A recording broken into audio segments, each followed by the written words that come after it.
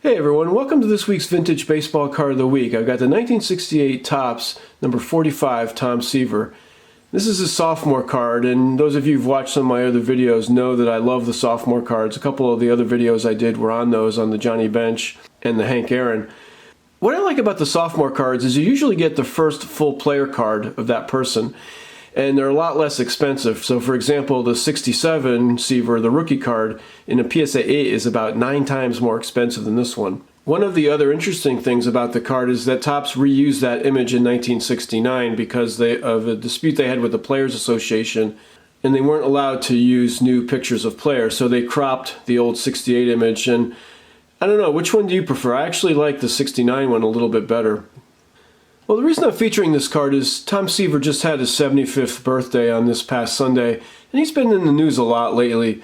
This, of course, is the 50th anniversary of the Amazing Mets World Championship in '69, and so there's been some articles about that, but also Tom Seaver's diagnosis of Alzheimer's this year. So that has brought a lot more interest in this card and made it, I guess, more popular. Let's talk about some analytics of the card.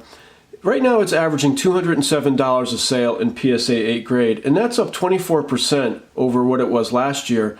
That's really good for a vintage card. Usually you don't see that much growth year to year, and I really attribute that to Seaver being kind of in the news cycle the last year. There's been a lot more interest in his card, especially since his diagnosis. I tracked the prices, and since he was diagnosed with Alzheimer's, the cards have gone up about 17% in value. Now you can see in the yellow here that I actually paid too much for this card when I bought it about 18 months ago. I bought 2 graded cards at one time as the first graded cards I ever bought, and this was one of them, and I just paid too much. So it's slowly starting to creep up to where I can recoup my money and hopefully at some point make some money. But this card is actually destined to go in my 68 graded set and will be sold off at some point along with the rest of the cards in the set. Now a few other things about this card. I looked at the prices for PWCC just to see how they were in relative to what the average seller can get. Actually, PWCC is able to get a lower price than what the average person is getting for this card. And that's largely because the buy it nows dominate the sales of this card. So this is the same thing that happened with the 75 Aaron that I showed in a previous video. Buy it now prices are averaging $34 more than a straight auction sale. So if you're buying this card, buy it at auction. If you're selling this card, sell it through a buy it now. The highest prices I saw for the year were $300. There were a couple sales at $300, and the lowest price I saw was $142.50. Although PWCC actually had one sale lower than that. I do think the value of this PSA 8 grade and the 68 Seaver in general is going to go up over time.